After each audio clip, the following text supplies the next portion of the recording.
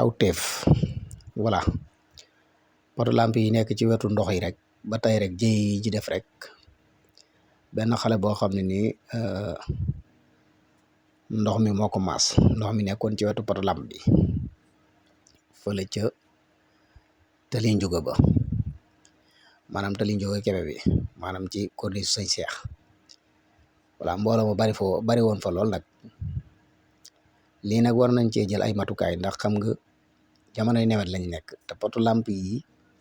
ndox yi nekk ci wetu poto lamp yi dara da ciy wóorul te xale yi daanaka ñoom duñ ci xam dara kan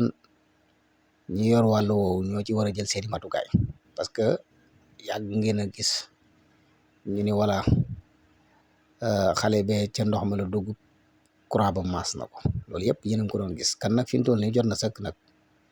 ñu taxaw ci ndax jamonoy nawet lañ ne kon xale bii mujj na faatu sappoor jël na ko ba yóbbu ko voilà fële ca tali njuga kebe ba ci corniche sëñ Seex bi foofu la xëyee voilà kon ñu bàyyi ci xel bu baax a baax a baax ndax wax dëgg yàlla lii moom yàgg nañ koy dénoncé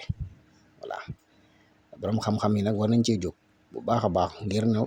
xool ba xam yan matukaay lañ ci mën a jël waaye daal doy na waar xale bu mujj na faatu ci ndox mi la duggoon voilà courant bi mas ko ngoog 94 Walfu Sénégal lii la leen indil